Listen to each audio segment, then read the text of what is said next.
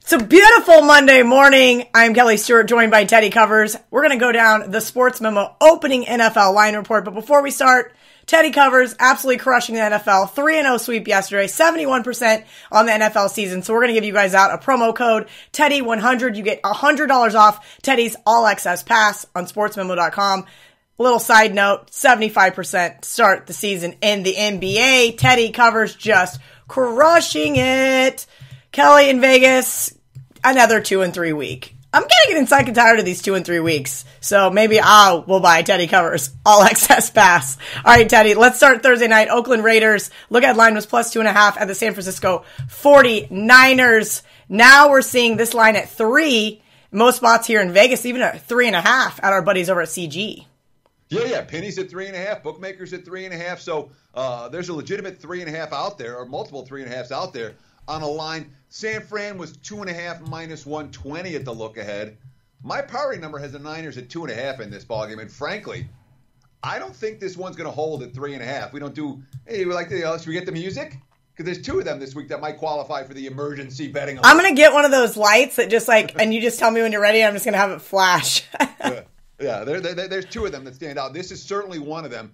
If you like Oakland, I don't know who does, but if you like Oakland, grab the 3.5 now. I don't think they'll be there at kickoff because the markets, while San Fran took a lot of money last week at Arizona, we saw what San Fran, I mean, it's not any surprise that the Cardinals came back and won that game. The 49ers are an injury-riddled team with a backup quarterback. They don't create turnovers, and they turn the ball over too much.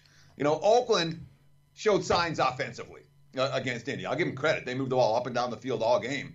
You know, the game turned on a Doug Martin fumble late, but the Raiders' defense has been pretty atrocious. San Fran certainly with the better defensive numbers, but again, 47.5, that seems high. I think that number, the total is going to go down, and I do think this point spread closes at 3, not 3.5. So if you like Oakland, bet them sooner rather than later. All right, Detroit heads to Minnesota. Look at line was minus 6.5. Now we're seeing 5.5s here in Vegas. Yeah, look ahead line 6.5, as you mentioned. My powering number, and like we do for all these games, what we're doing, we're giving the look ahead line. This was a bettable number, and I used the Westgate numbers, from the LV Superbook. They're bettable numbers from last week on this week's games, and then I also use my powering number to see how that compares with the current markets. Look ahead line was 6.5. My powering number says 6.5. The markets are betting Detroit. 5.5. I'm seeing some 5s, even a prominent 4.5 out there. As we speak right now, I'm not going to say the markets are crashing on the Vikings, but we saw a whole lot of money coming against Minnesota on Sunday night, and they turned the ball over, and their offensive line was overwhelmed in that ball game. And here are the Lions coming off a poorly played game against Seattle, and yet we're seeing the sharp money coming in and fading Minnesota once again. So wouldn't hurt to get involved with Detroit right now if you like them. It looks like the money is coming in their direction. All right, Kansas City. Look at line was minus 7 at Cleveland. Yay, Kansas City didn't cover a game. I'm so happy. I was actually on the Broncos. Now Kansas City minus 8 at Cleveland. Minus Cleveland with a new head coach. That just happened right before we went on air. I do not know. I'm assuming the intern is going to be Todd Haley, but I'm not 100% sure. You would think. That's going to be. Well, I don't know that I'm going to think because Haley hasn't been there that long. We don't know. I don't know who the interim coach is yet. In terms of how the firing affects the point spread, teams tend to step up their first game after their head coach gets fired.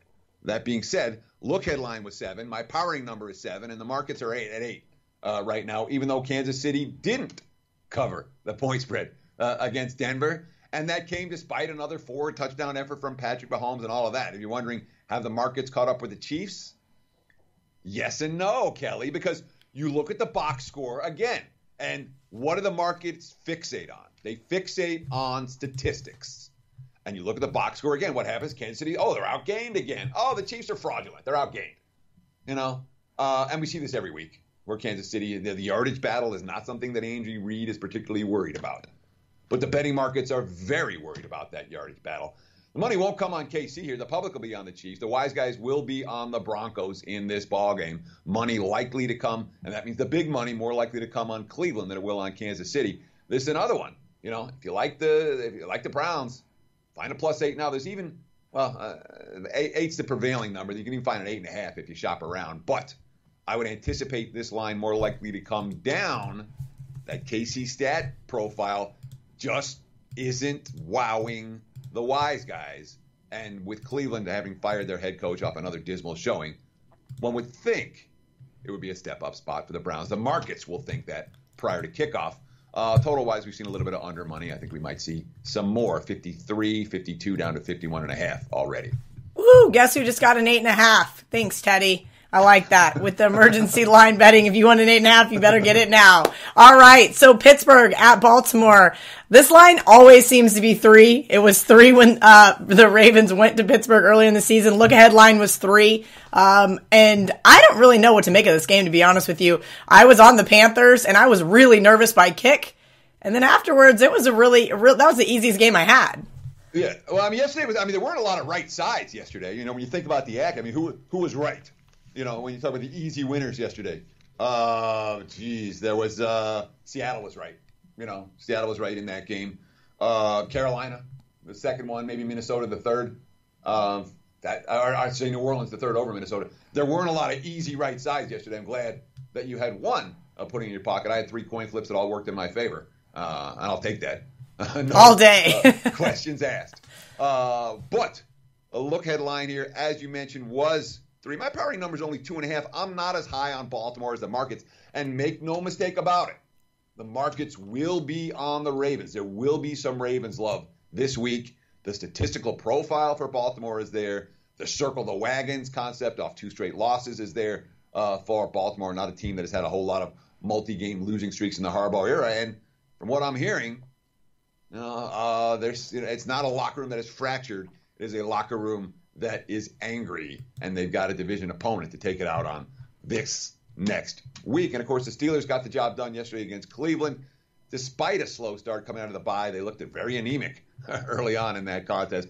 Turned it on in the second half. A lot of that was Browns' miscues as opposed to Steelers doing things very well. But James Conner continues to impress, and there's a chance at least. I don't think it matters to the markets, but there's a chance that Le'Veon Bell will be back on the Steelers roster before Sunday. I wouldn't bet on it. I wouldn't count on it. And where's this line going to close? 3. The public will be on Pittsburgh. Wise guys will be on Baltimore. It'll close 3 even money. I don't think it gets to 2.5. And it definitely doesn't get to 3.5. Yeah, I don't expect to get into 3.5. All right, Tampa Bay, plus 4.5. Look ahead line at Carolina. Definitely see some adjustment here. 6.5s. Westgate's got 6.5. Of course, there's a 7 at minus 105 at Caesars if you want to catch a touchdown with the Bucs.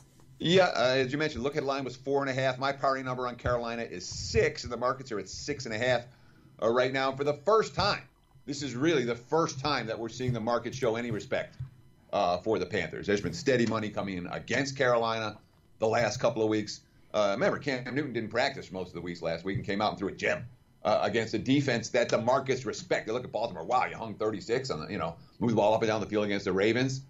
That's the difference in Carolina's power rating, and we're seeing it very clearly that the markets have adjusted Carolina up following their 5-2 start, and in particular following the win in yesterday's ball game. As for Tampa, we got the QB shuffle again, and Fitzmagic came in and had some magic. That being said, that's on the Bengals defense. You're up by 3 scores in the fourth quarter, and you're letting guys streak behind you in single coverage, and wide open for 78-yard touchdowns when you know that's exactly what Tampa's going to do.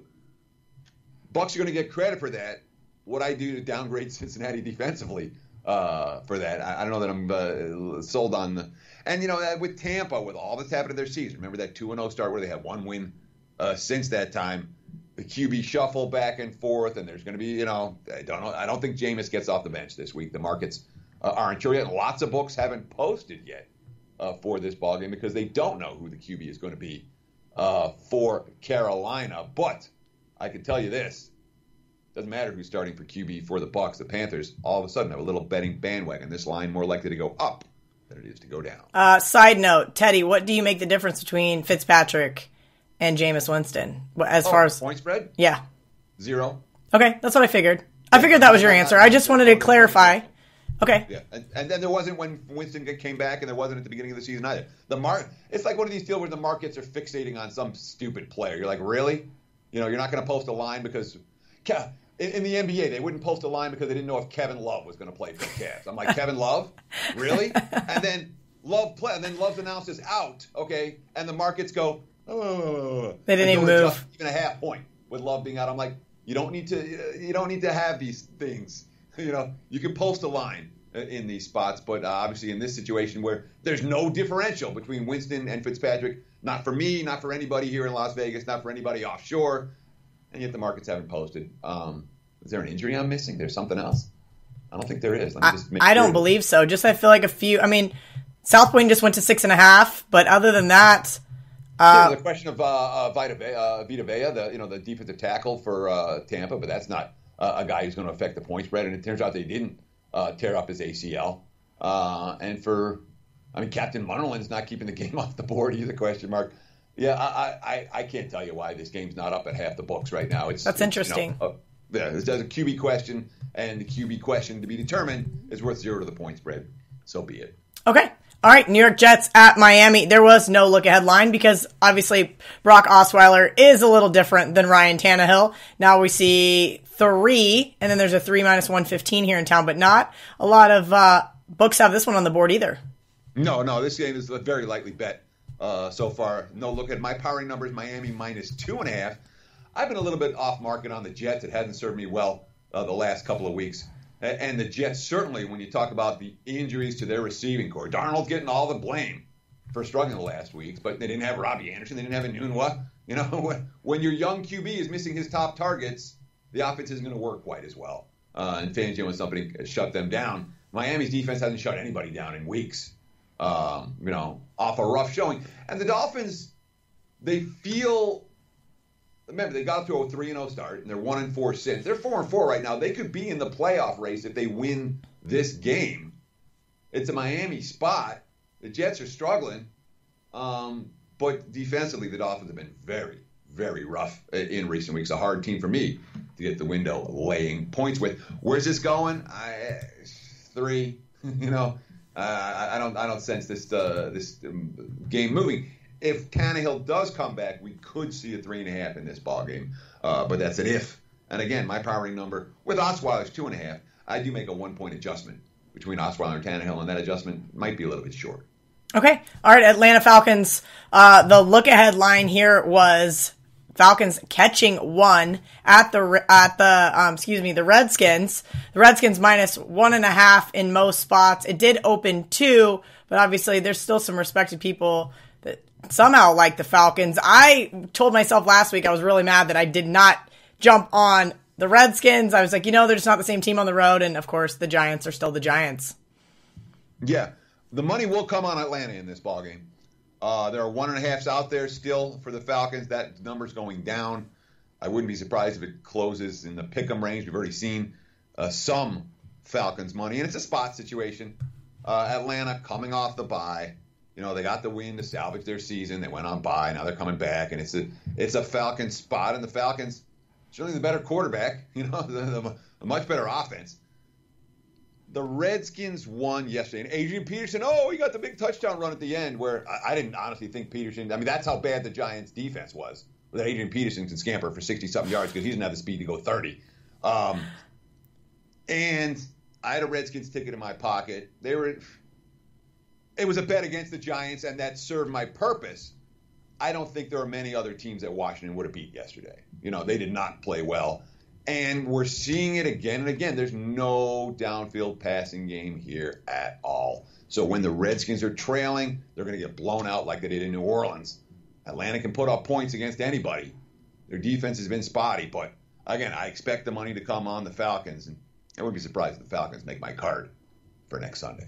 All right, Chicago at Buffalo. No look-ahead line. No line posted here in Vegas right now. What did you make this game, Teddy Covers?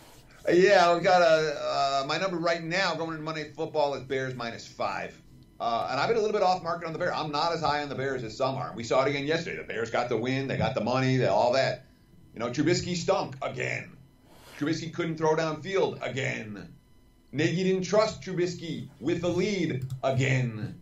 They had the big play touchdown with Tariq Cohen, and that's, and of course with Mack out, the defense, again, they're facing another team they should be able to dominate here. And Fangio's a guy we love as a defense coordinator when everybody's healthy. If the Bills look ugly tonight, this line probably comes more like a touchdown. Maybe even more than that. If the Bills hang around tonight, maybe it comes closer to the 4.5 or 5 where my powering number is. But I think my number is low on this game. I would expect Chicago to come a little bit higher unless the Bills look really, really good tonight. All right, Houston, look-ahead line was -1.5 at Denver. Now Denver -2.5 all around town.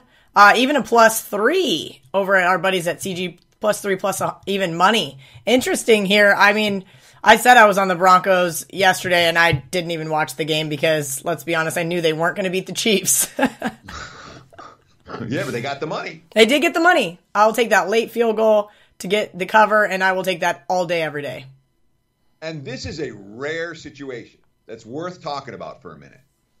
The look-ahead line here was Texans -1.5. The Texans won and covered. The Broncos lost. And yet, we're not just seeing a minimal adjustment. We're seeing a major adjustment in this game. Where, all right, it was pick 'em or 1. Now we're looking at 2.5s and 3s out there. At 3, we're going to see some resistance. We're going to see some buyback on Houston, for sure. So I would expect this line to close in the 2.5 range. That being said, the books are all over the place on it right now, and you can perhaps shop around and find a bargain one way or the other. If you can catch a +3, do it. If you can catch a lay less than 2.5, do it. That's where I expect this line to go over the course of the next 48 hours. The Will Fuller injury is definitely affecting Houston's power rating. And we don't think about number 2 wide receivers necessarily do that. But that Texans power, the offense has been so dynamic with Kute and Hopkins and Fuller and Watson throwing the ball around to him. And, of course, when you lose Fuller out of that mix, he's the deep play threat. It's a significant loss for the Texans.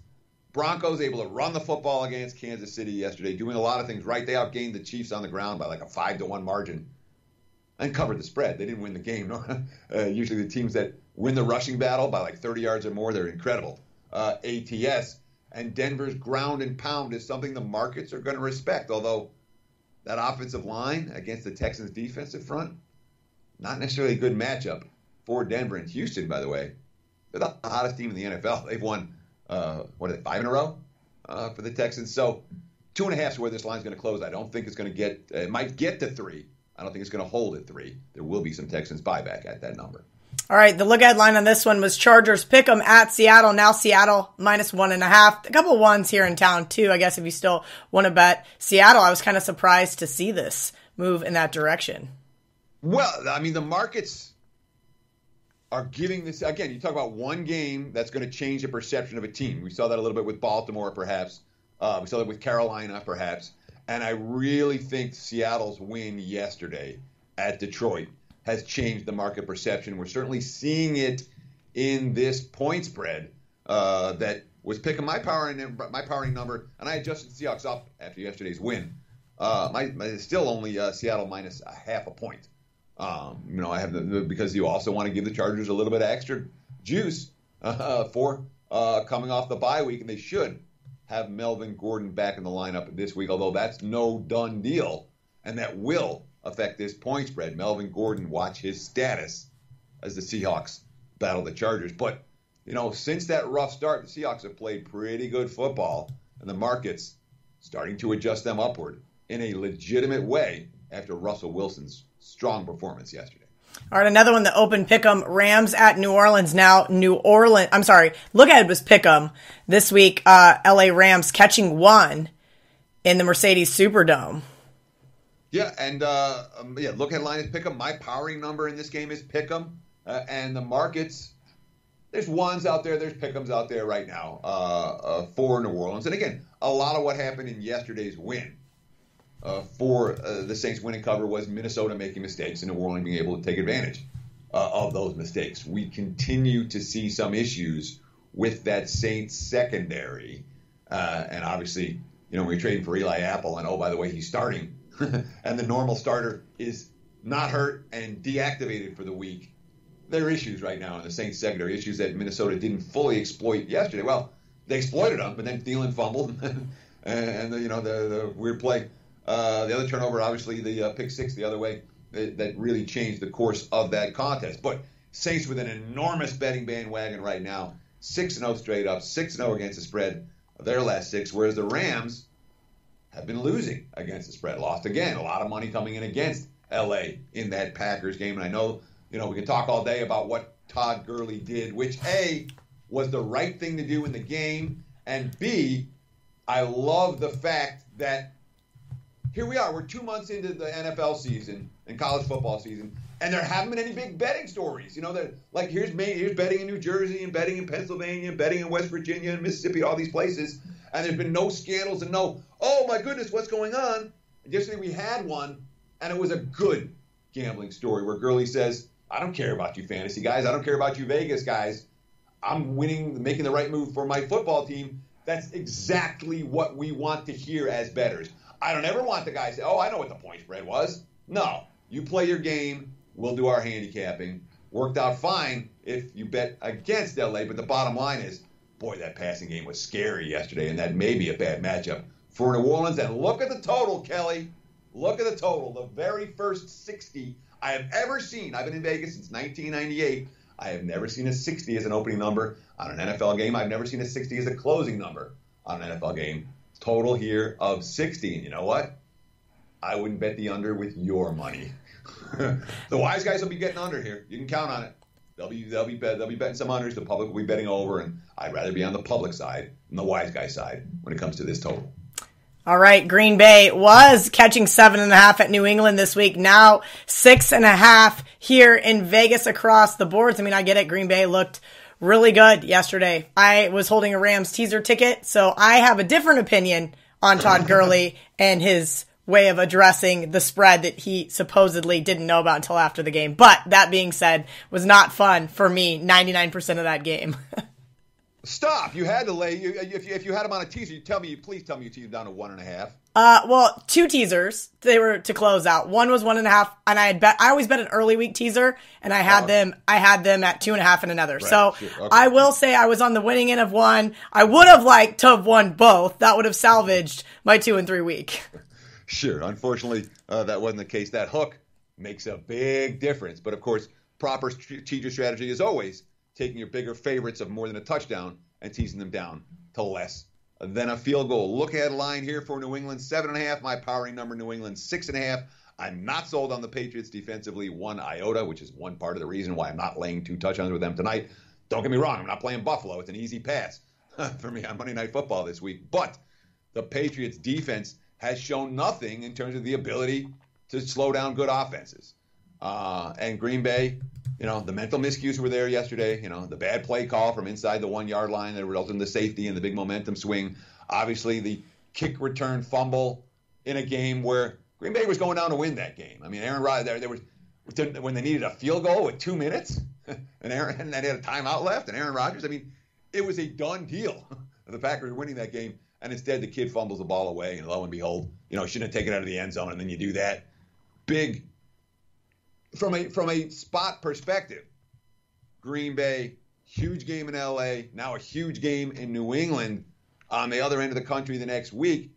Not easy for the Packers, but, if the Patriots win tonight, 59-0, this game's going to go 7. If they don't, I do think it stays below a touchdown. And I can tell you flat out that the wise guys are not going to be loading up on New England here. There was a lot of Green Bay money yesterday, and there may well be a lot of Green Bay money for this game. There won't be too much, but it's not going down to 4.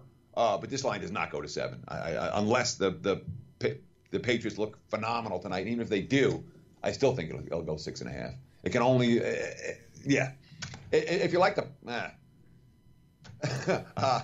well, some of this stuff, you're talking it out, you're thinking about it. It's not like we've rehearsed this 20 times and all that. With the Packers and the Patriots, I don't think the line goes to 7, but it's not like you have to bet New England now at 6.5. If you like them on Monday Night Football, 6.5 feels right. It just feels like the right number for this, even though the look ahead was 7.5. Green Bay did take all that money. All right, next Monday night, Tennessee at Dallas. The look-ahead line was Tennessee catching 4. Now Dallas minus 6.5 in most spots. You could still get some 6s around town if you need one. Yeah, I adjusted the Cowboys up a half point for Amari Cooper, and that made the point spread 4. Okay, we're seeing a little bit of irrational exuberance here with Dallas and what Cooper brings to the table. That being said, all right, they're coming off a bye and all of that. All right, so's Tennessee. And the Titans' defense has been really good. This total might well go down. We're looking at 41s across the board. They're open 42, 42.5, even with Cooper back in the lineup. Sharp money's come on this under, and I can understand it. I wouldn't argue with that concept. Although one would expect Dallas to chuck the football around a little bit more. A receiver in his first game within his new team, how many routes is he going to know? Half dozen? It's not like he's going to know and be involved in the offense on every single play and be that type of dynamic playmaker for the Cowboys. This line does feel a little bit rich, and I think it can only get notched down a little bit. So maybe if you like Tennessee, maybe bet it now. At 7, yeah, you can find some 7s right now. It's not going to 7.5. Bookmakers got a 7 right now. They're not the only one. There's a couple other books that have 7 even money. And that would be the way I would look if you like the Titans side of the equation. Find a 7 here on Monday morning. Awesome. Guys, make sure you use promo code Teddy100 to get $100 off Teddy's All Access Pass on sportsmemo.com. He is 71% on the NFL season, and I just made a couple of wagers during our lovely video cast. As always, Teddy, thank you, and have a great NFL week. Thank you so much, Kelly. Best of luck to you and, of course, to our entire listening and viewing audience. Cheers.